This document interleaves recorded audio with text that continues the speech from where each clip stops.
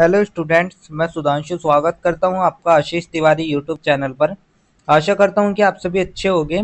मैं इस चैनल के माध्यम से आप सभी के लिए लेकर आया हूं एक वीडियो लेक्चर सीरीज जो बेस है ऑल यूजी कोर्सेज के होल सेमेस्टर की भारतीय भक्ति परंपरा और मानव मूल्य नाम की एक इम्पोर्टेंट किताब पर, जो कि आपका वैल्यू एडिशनल कोर्स यानी कि आपका बैक का सब्जेक्ट है। तो स्टूडेंट, अगर आप ड्यू सोल रेगुलर या किसी और यूनिवर्सिटी से सब्जेक्ट पढ़ रहे हैं तो ये सीरीज आपके लिए बहुत ही उपयोगी साबित होने वाली है। हर चैप्टर को हम सिंपल भाषा में समझेंगे, इंपॉर्टेंट कॉन्सेप्ट्स को ब्रेक डाउन करेंगे और एग्जाम पॉइंट ऑफ व्यू से भी डिस्कस करेंगे। तो स्टूडेंट, अगर आप ड्यू सोल रेगुलर एनसी वेब एंड अदर किसी के भी सब्जेक्ट को समझना चाहते हैं आसानी से, तो चैनल को सब्सक्राइब जरूर कर लीजिएगा, वीडियो को लाइक कर लीजिएगा और अपने दोस्तों के साथ शेयर करना ना भूलें। एंड सोल से रिलेटेड डेली अपडेट्स के लिए आप सभी हमारा व्हाट्सअप चैनल फॉलो कर लीजिएगा। तो चलिए शुरू करते हैं। मैं आपका स्वागत करता हूं ऑल यूजी कोर्सेज के ऑल सेमेस्टर की भारतीय भक्ति परंपरा और मानव मूल्य सब्जेक्ट की सेकंड यूनिट के चैप्टर नंबर फर्स्ट के इस वीडियो लेक्चर में। इससे पहले की वीडियो में हमने यूनिट फर्स्ट के इम्पोर्टेंट टॉपिक डिस्कस किए थे और आज की वीडियो में हम यूनिट सेकंड के चैप्टर नंबर फर्स्ट, जिसमें हम भारत के कुछ प्रमुख भक्त और उनके विचार के बारे में डिस्कस करेंगे, जिसमें हम संत तिरुवल्लुवर, आंडाल और संत अकमहादेवी के बारे में डिस्कस करेंगे। तो स्टूडेंट, चलिए इस चैप्टर की शुरुआत कर लेते हैं। तो दक्षिण भारत की भूमि जहाँ मंदिरों की घाटियाँ, भक्ति गीतों की मधुर गूंज और संतों की अमर वाणी ने समाज को नई दिशा दी। तो आज हम जानेंगे तीन महान संतों की भक्ति परंपरा, संत तिरुवल्लुवर, आंडाल और संत अकमहादेवी। तो इनके विचार जो थे वे सिर्फ धार्मिक ही नहीं थे, बल्कि सामाजिक और सांस्कृतिक चेतना का भी वे प्रतीक थे। तो चलिए इस चैप्टर की जो हम शुरुआत कर लेते हैं, वो हम सबसे पहले एक छोटी सी प्रस्तावना से कर लेते हैं। तो इस चैप्टर की शुरुआत हम एक छोटी सी प्रस्तावना से कर लेते हैं। प्रस्तावना में हम देखेंगे भारतीय भक्ति परंपरा में दक्षिण भारत के संतों का विशेष स्थान रहा। तिरुवल्लुवर, आंडाल और अक्का महादेवी जैसे संतों ने भक्तों को न केवल आध्यात्मिक ऊंचाइयां प्रदान की, बल्कि समाज को नैतिक, सांस्कृतिक और धार्मिक दिशा भी दी। तो जो भारतीय भक्ति परंपरा है उसमें दक्षिण भारत के संतों का विशेष स्थान रहा है। तो जो संत तिरुवल्लर है, उन्होंने अपने ज्ञान से समाज को नैतिक दिशा दी। संत आंडाल ने माधुर्य भक्ति को नया आयाम दिया। साथ ही जो संत अकमहादेवी जी थे, उन्होंने आत्म स्वतंत्रता और स्त्री विमर्श की मिसाल पेश की। तो इन संतों का जीवन, विचार और रचनात्मक योगदान आज भी प्रासंगिक है। तो इनका जो योगदान था वो केवल धार्मिक ही नहीं रहा था, वो बल्कि सामाजिक जागरण का भी एक हिस्सा था। तो ये तो हमारी एक छोटी सी प्रस्तावना हो गई। तो ये तो आपकी प्रस्तावना हो गई। प्रस्तावना के बाद जो हमारा नेक्स्ट टॉपिक आता है वो हमारा संत आता है, यानी कि अब जो हम तीन संत पढ़ेंगे उन संतों को देख लेते हैं। तो इन संतों में हम सबसे पहले देख लेते हैं संत तिरुवल्लुवर जी को। तो जैसे कि आप देख सकते हैं कि हमारे संत तिरुवल्लुवर जी है, तो इनका सबसे पहले हम जीवन व्रत देखेंगे। तो सबसे पहले हम संत तिरुवल्लुवर जी का जीवन व्रत देख लेते हैं। तिरुवल्लुवर का जन्म मायलापुर, वर्तमान चेन्नई में एक जुलाहे परिवार में हुआ। तो जो जन्म माना जाता है, उनका जन्म चेन्नई के मायलापुर क्षेत्र में एक जुलाहे परिवार में माना जाता है। उनकी जैविक माता पिता ने व्रत किया था कि संतान ईश्वर को समर्पित करेंगे, अतः जन्म के तुरंत बाद त्याग दिया गया।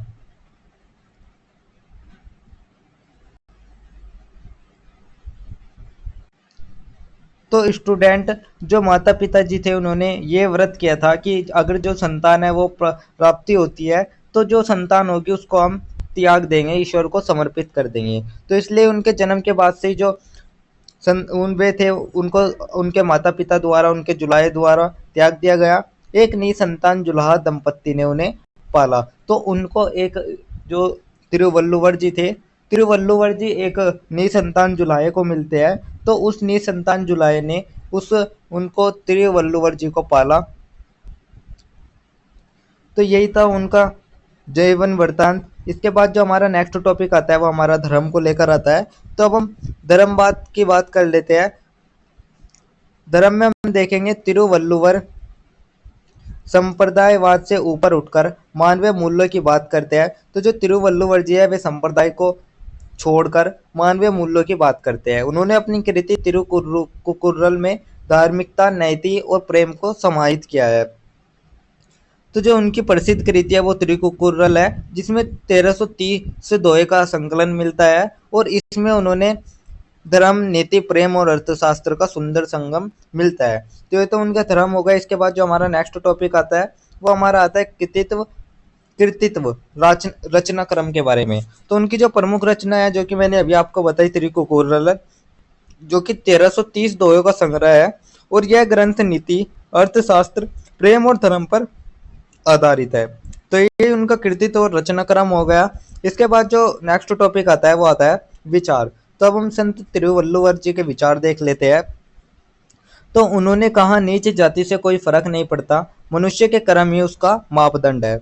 तो जाति पाति से ऊपर उठकर उन्होंने कहा कि मनुष्य की पहचान उसके कर्म से होती है, न कि उसकी जाति से।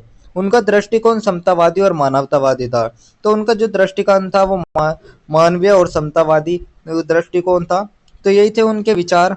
तो स्टूडेंट कल्पना कीजिए, एक गांव का गरीब किसान तिरुवल्लुवर का श्लोक सुनता है, सत्य और धर्म के बिना जीवन अधूरा है। उस इंसान के लिए यह श्लोक किसी भी बड़े धर्म ग्रंथ से कम नहीं है। तो ये तो हमारे संत तिरुवल्लुवर जी थे। इसके बाद जो हमारे नेक्स्ट संत आते हैं वे हमारे आते हैं संत आंडाल आती है। तो अब हम संत आंडाल के बारे में देख लेते हैं। तो जैसे कि आप देख सकते हैं ये हमारी संत आंडाल जी है।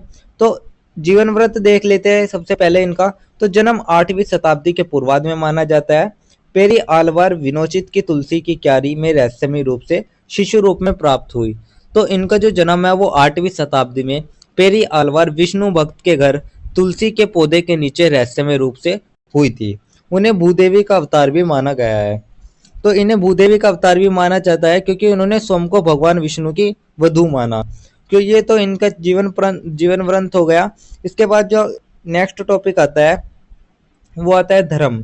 तो अब इनका धर्म देख लेते हैं। तो वैष्णव भक्ति की अनुयायी थी, साथ ही उन्होंने स्वयं को श्री रंगनाथ यानी कि भगवान विष्णु की वधू माना था।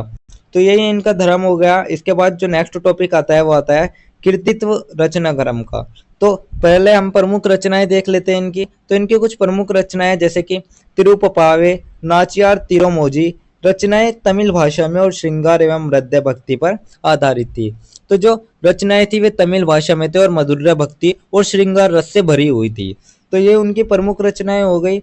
इसके बाद उनके प्रमुख विचार देख लेते हैं हम। तो उनके प्रमुख विचार में हम देखेंगे उन्होंने स्त्री भक्ति को सम्मानित रूप से प्रस्तुत किया।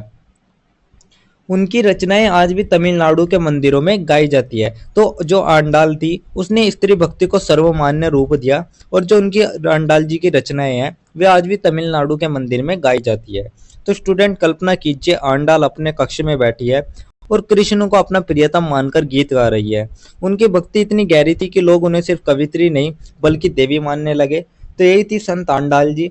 इसके बाद जो हमारे नेक्स्ट संत आते हैं वे हमारे आते हैं संत अक्क महादेवी। तो अब हम बात कर लेते हैं संत अक्क महादेवी की। तो संत अक्क महादेवी का हम सबसे पहले एक जीवन व्रत देखेंगे। तो जीवन व्रत में हम देखेंगे जन्म कर्नाटक में शिवमोगा जिले में 12वीं सदी में हुआ, बसवाना के समकालीन थी। तो जो जन्म था इनका वो 12वीं सदी के लगभग कर्नाटक के शिवमोगा जिले में हुआ था और विवाह के बाद सांसारिक जीवन त्याग दिया और शिव भक्ति में वे लीन हो गई। विवाह के पश्चात सांसारिक जीवन का त्याग शिव भक्ति में लीन हो गई और वह बसवन्ना की समकालीन थी। तो ये तो उनका जीवन व्रत हो गया। इसके बाद जो नेक्स्ट टॉपिक आता है वो धर्म को लेकर आता है। तो इनका धर्म देख लेते हैं। तो वह शिव भक्ति की प्रबल अनुयायी थी, साथ ही चैन मल्लिकार्जुन को अपने इष्ट देव के रूप में वे पूजती थी। तो यही उनका धर्म था। इसके बाद जो उनका नेक्स्ट टॉपिक आता है वो आता है कृतित्व अथवा रचना क्रम को लेकर। तो उनकी भी कुछ प्रमुख रचनाएं उनको देख लेते हैं। तो उन्होंने लगभग 400 वचनों की रचना की। रचनाएं योग, वैराग्य और प्रेम पर आधारित है। तो लगभग 400 वचन जिसे कन्नड़ पद भी कह सकते हैं। और जो उनकी रचना है वो योग्यांग या फिर सकुंठ वचन की है। तो इसकी कुछ रचनाएं हैं जिसमें हमारा सबसे पहला आता है वचन पद्य, दूसरा योगांग, थर्ड हमारा सृष्टि वचन या फिर संकुंठ वचन। तो यही थी उनकी कुछ मुख्य रचनाएं। इसके बाद जो नेक्स्ट टॉपिक आता है वो हमारा आता है विचार को लेकर। तो अब हम संत अक्क महादेवी जी का विचार भी देख लेते हैं। तो विचार में हम देखेंगे उन्होंने कहा, मैंने नारी को युगों से चली आ रही बंधनों से मुक्त किया। तो उन्होंने कहा कि मैंने नारी को युगों से चली आ रही जो बेड़ियां है उनसे मुक्त किया। वह आत्म स्वतंत्रता, स्त्री विमर्श और अध्यात्म का संगम थी। तो उनका जीवन स्त्री स्वतंत्रता, आत्म सम्मान और अध्यात्म का संगम था। समाज के रूढ़ विचारों का उन्होंने खुलकर विरोध किया। तो उन्होंने समाज की जो रूढ़िवादिता थी उनका विरोध किया। तो यही थे उनके विचार। तो ये थी हमारी संत अक्कमहादेवी। तो इसी के साथ जो हमारे तीनों जो संत थे उनके बारे में हमने आपको बता दिया। तो इसके बाद जो हमारा नेक्स्ट टॉपिक आता है वो हमारा एक छोटा सा निष्कर्ष आता है। तो अब हम पूरे चैप्टर का एक छोटा सा निष्कर्ष देख लेते हैं। तो निष्कर्ष में हम देखेंगे संत तिरुवल्लुवर आंडाल और अक्कमहादेवी की भक्ति परंपरा में भूमिका केवल धार्मिक नहीं बल्कि सामाजिक जागरण की रही है। तो संत तिरुवल्लुवर आंडाल और अक्कमहादेवी तीनों ने भक्ति को नया आयाम दिया। इन तीनों ने अपने जीवन और काव्य के माध्यम से प्रेम, समर्पण, समानता और स्त्री स्वतंत्रता जैसे मूल्यों को स्थापित किया। तो इनका योगदान सिर्फ धार्मिक ही नहीं था बल्कि सामाजिक सुधार और जागरण में भी इनका बहुत योगदान था। इन्होंने प्रेम, समानता, स्त्री स्वतंत्रता और आत्मसम्मान जैसे मूल्यों को जीवित किया। इनका योगदान आज भी भारतीय समाज के लिए प्रेरणादायक है। तो आज भी इनके जो विचार है वे भारतीय समाज के लिए प्रेरणादायक माने जाते हैं। तो स्टूडेंट, भक्ति का असली मतलब यही है, प्रेम, स्वतंत्रता और समानता। तो संत तिरुवल्लुवर ने नीति दी, आंडाल ने माधुर्य भक्ति और अक्कमहादेवी जी ने स्त्री मुक्ति का संदेश। तो ये तीनों आज भी भारत की आत्मा में जीवित माने जाते हैं।